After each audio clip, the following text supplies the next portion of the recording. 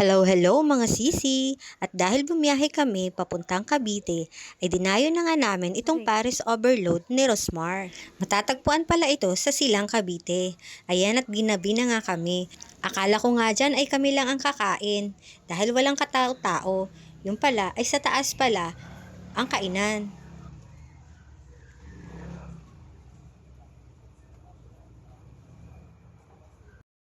Ayan at nandito na nga kami sa second floor. In fairness, maganda pala yung mansion ni Rosmar at malinis pa. Ayan at umorder na nga kami. Marami palang pagpipilian na pagkain dito. Overload pares, singkit choy, pork sisig, pork bulalo, pares mami overload at marami pang iba. Ito pala ang in-order namin, pares mami overload na 100 pesos, chicken inasal na 199 pesos. Ayan at nilalagyan na nga ng sabaw. Kasi only rice, only sabaw at only juice. O diba, saan ka pa?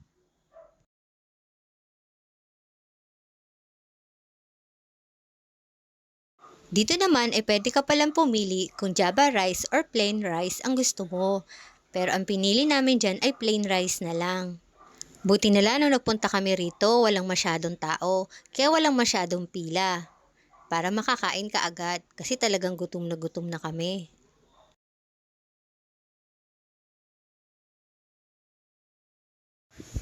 Tara mga sisi, kain na tayo!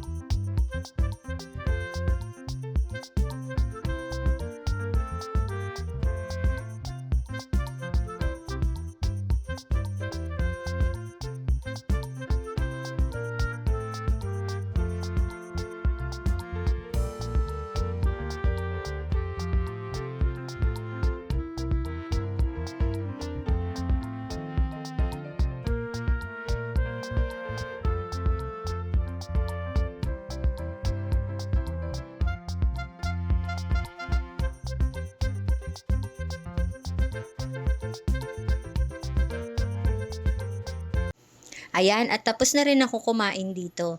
Ano nga ba ang masasabi ko sa Paris Overload ni Rosmar? Ang masasabi ko po ay malasa naman po ang sabaw nila. Pero mas nagustuhan ko yung chicken anasal nila. Lasang-lasa talaga yung chicken. At yung asawa ko nga ay kumakain pa siya dyan. Talagang sinisimot niya yung chicken anasal. So yun lang mga sisi. Try nyo din pong kumain. Huwag nyo pong kalimutang mag-like, share, and subscribe. Bye-bye!